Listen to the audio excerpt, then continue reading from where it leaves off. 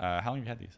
At least 5 years. A long fucking time, and I'm a much older, more broken man than I was when I got them. What's up, guys? This is Nick at Stridewise.com, where we look at casual durable stuff. And returning triumphantly is Troy Barmore. Aha, hello. Who used to be more on this channel when he was more of a freelancer in the space. Troy has a 6-year review of his White's service boots. They're so old that when he got them, they were called the White service boot. And that was before a competing brand trademarked the term service boot. And now they're called the Sherman boot, like the redhead on American Pie. So this is a completely unstructured review. We are just talking about these boots. Troy, tell us about your boots. These were the boots that started it all for me.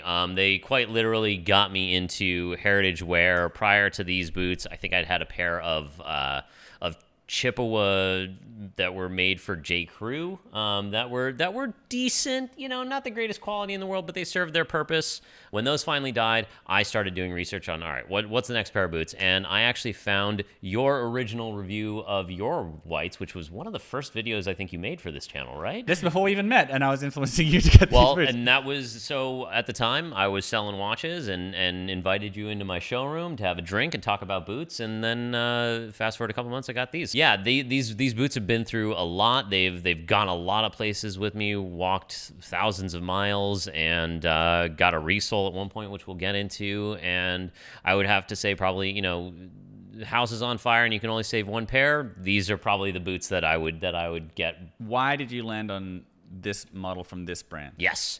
So stylistically, they were what I was looking for. They were that classic service boot style that I was really looking for. They weren't too dramatically accentuated in any one way or another. Like the toe box wasn't too bulbous or too narrow. The counter cover and the heel cap wasn't too rounded. Some of the more like kind of Pacific Northwest firefighter style boot. It was just sort of this Goldilocks boot, right? Do you know what MP stands for? So MP actually stands for military police, if you didn't know. which is Jack Reacher. These are Jack Reacher. So pretty much these are Jack Reacher's boots, probably. But the idea is it's like the parade boot or something. Like, so it's a little bit dressy. It's not super chunky or super overbuilt the way that some military boots might be for certain instances. I liked the fact that it had the cap toe on it, that it's a real cap toe. Again, your review actually did go a long way to inform me kind of about the what makes the boot special, but I wanted something that was a little more refined and I could dress up a little bit more than an Iron Ranger. It ended up landing on these in the Chrome XL was, just struck all of the boxes that I was looking for. And there's a lot of beautiful little details that I really like. The back strap on the heel here, quadruple stitching on the toe box, A-Night outsoles. How have they won? Sure. I mean, they are easily my most comfortable boot, far and away. And ever since, I got through that initial break-in period, which was not insignificant, White's bite, as they say, is real. Right. Having the gusseted tongue, definitely when you were breaking them in, that added thickness in there really fought me. But once they broke in, once my foot sunk into, to them and it really kind of contoured to me, they are so comfortable and effortless to the point where I literally have to limit myself on how many consecutive days I wear them. You got to give your boots a break. You got to let them, air out, dry out. Over time, that moisture is going to build up. And I think that may have actually contributed to the one and only real problem I had with these boots. Well, it's the downside section. Yes. Eagle-eyed viewers of the channel, of which there may be 3 that would follow it this closely, will know that a couple of years ago, I journeyed down to just outside of Washington, D.C. to see Steve from Beto's Leatherworks, who is one of the most beloved cobblers on YouTube and maybe the best cobbler on planet Earth. Like, they have cobbling competitions that he's won a lot of them. I asked around people who wanted a resole, and Troy was having a problem with his Whites. What was that problem? So one of the boots developed a very loud, very unfortunate squeak. And it wasn't like that when you first got them? Nope. This was about a year into having them, which was a shame because that's pretty premature for a squeak to develop. And it was like loud. It was like Looney Tunes. One of the unusual features about it is it has this very stiff, heavy leather shank, right? Now for people who are newcomers to the space, the shank is a stiff piece of material that gets put sort of like between the heel and the midfoot. It helps with stability in this area. It helps keep this part from collapsing, and it helps to keep the heel and the forefoot from moving independently of each other, which can lead to sore feet over time, right? Usually it's steel.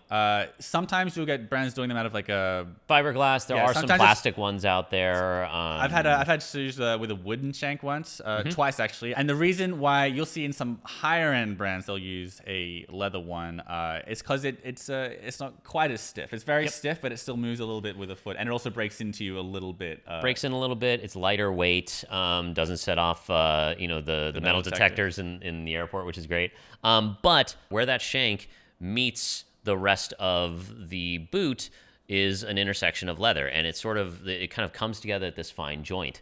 And some boots will be made where there is fabric wrapping the underside of the boot when the sole is put on, which keeps any of that squeaking from happening. These did not have that. So I probably overwore these a little bit, got some more moisture in there that eventually weighed its way down into the inner parts of the boot and got into that seam, and that started squeaking. I like how you're taking responsibility for it, because there's a debate happening right now, like currently on my Instagram actually, about the pros and cons of all leather components versus having some more artificial ones in there, because Vincent Truman boots, he was saying that he prefers using Celastic heel counters, and because they squeak less. I have strong opinions on this. Everyone does.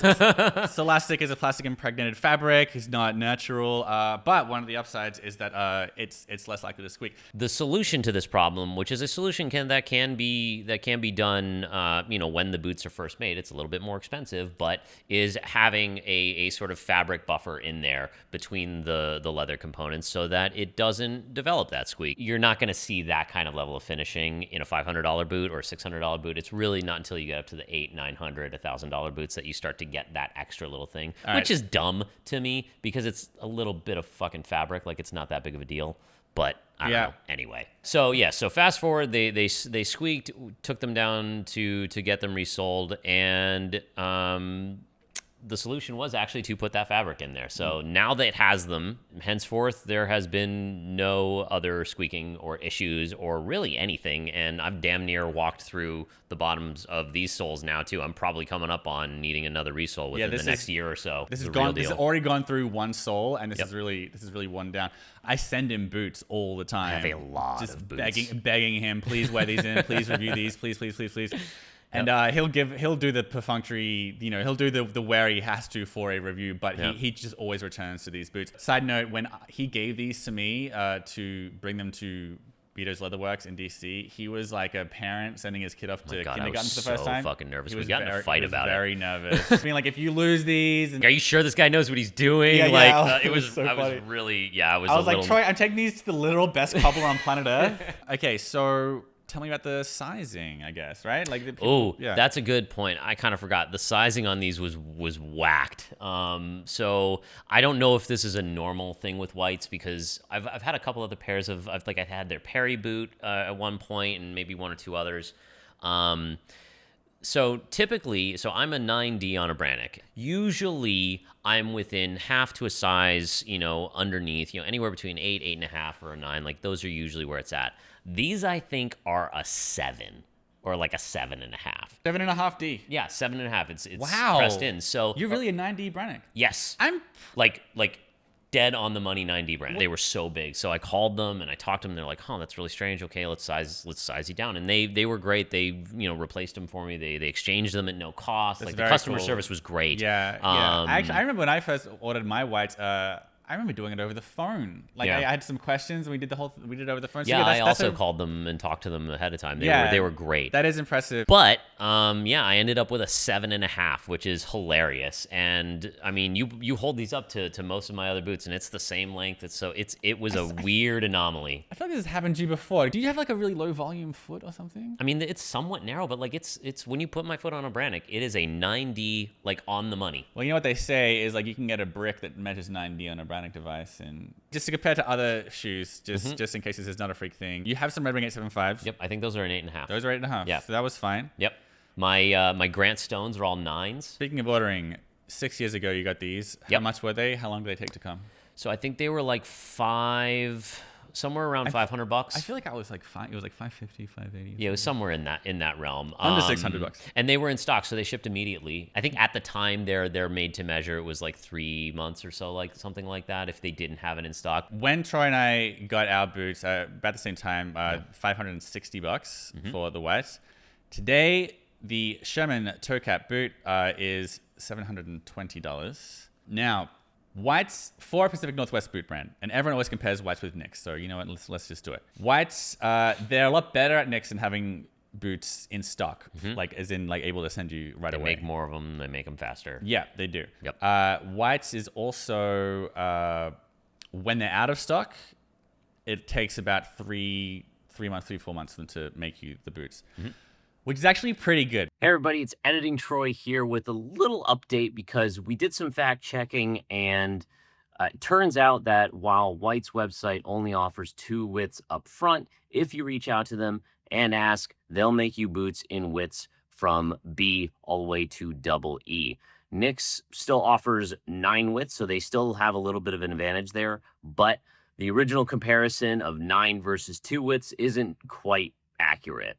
Another thing when comparing Nicks and White's boots is that the Americana boots that Nick is wearing cost $669, and my White's boots are now $750. But an important difference is that White's are hand-sewn stitched down while Nicks are machine-sewn stitched down. So that's a fair reason for the price difference. Plus, White's is now offering that boot in a machine-sewn version, like Nicks, that costs $650. So that would be a more fair comparison to the Nicks Americana. Now, Nicks still offers more widths and more leathers, though the difference in widths and value aren't quite as significant when comparing them to the Whites. And it's also good to note that Whites does go on semi-annual sales. So like currently as I'm recording this little segment here, they actually have these boots on a fairly meaningful sale. So things to note. There's more room in the toe on a Nicks, and also it's a lot rounder. So this is more They're like also heavier. They're much heavier. So this is a more like a super premium Red Wing Iron Ranger, whereas this is more like a super premium, I don't know, Thursday boot, like a. I think that's a more budget friendly Viberg. Or is how I've always thought of Whites. Honestly, yeah. It's like this is a more reasonably priced Viberg. We could spend an hour just comparing small little details in you know, construction and sort of preference of style, even maybe. You know, that's a big one. The aesthetic is very different. And there are things about Whites with certain elements of how it's built that I prefer in some respects, and then there are things about the Nicks that I prefer, like you know the quarter gusset versus the full gusset, you know, or you know, the way that the backstrap is applied here with no central seam down the back of the shoe versus there is a central seam on this piece. So like there's different, you know, there's difference of preference. One isn't necessarily better than the other. It just comes down to what you want in your boot. We are guys who like casual, durable menswear as opposed to needing something that's going to outlast a fire or whatever. For the average dude who's like, look, I just want a pair of well-made boots that I can wear in the city that are going to last a long time and be a good return on investment, that kind of stuff. For them, I would say, yeah, the White's MP Sherman, like this is the boot for you. Whereas with Nicks, this is the best I could say for them. Like this is the most versatile one from Nicks for that kind of buyer. Yeah. And that kind of buyer, there's a good chance he's not going to want this. This is going to be still too work boot looking for him. Possibly. I would almost say like the flow chart goes from, okay, maybe you've had a pair of Iron Rangers, right? And you're looking to graduate, right? Like you're looking to move up. Do you want to go in the direction of continuing in that more rugged aesthetic, right? But you want something premium? Nicks. Do you want to then go in something that's a little more versatile and a little dressier, something that you could wear in a little bit more formal setting or dress up a little bit more? Whites. A more modern silhouette, fits better with like tapered pants, that kind of stuff. You could wear these you could wear these with again a very nice, you know, dark pair of jeans and a jacket and a tie and look perfectly appropriate.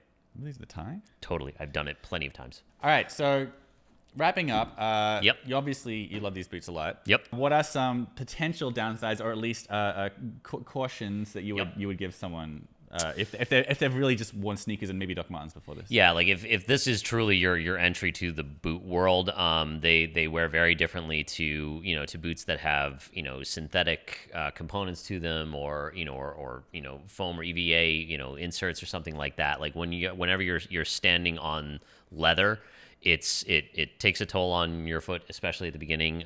Doesn't have as much shock absorption, but though I will say, once these are broken in, hundreds, if not probably thousands of miles walking around New York City, traveling around the country and the world with these. I mean, I've done tons of trips with these boots, and a lot of the time I find that my feet are nowhere near as sore when I wear these as when I wear like a pair of Oliver Cabells or something like that, like sneakers or something like that. You know what I mean? So this is the reason why boots are, even if you're not carrying hazardous materials, jobs where you're on your feet a lot, a big part of why they say you should wear boots instead of sneakers is because the general stability of a boot like this, that produces less foot pain. But you got to earn it. Yeah. They are not comfortable day one. So even though this is all other construction and stuff, and you might be thinking this is an even bootier boot than a Red Wing boot, this actually is more comfortable because it has that midsole, and there's more that's going to mold to the shape of your foot, and there's more cork and all that other stuff as well. So you will, if you've never worn a boot before,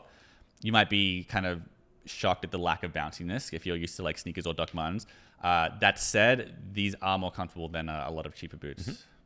Other downsides, I mean, White's is no longer a family-owned company. They are now owned by a larger conglomerate. In Japan. It's a Japanese brand now. Yep. I'm not saying it's necessarily a bad thing or that, like, White's is doomed. Yeah, we don't know it's going to get worse. No, not necessarily. But 9 times out of 10, when a small little family-owned company ends up being acquired by a larger corporation, things change. That doesn't mean that the folks who are making them in Washington aren't still, coming to work every single day and doing a great job. They are American made. Completely. Yeah. But if you also want to buy American made and American owned, then it's not quite.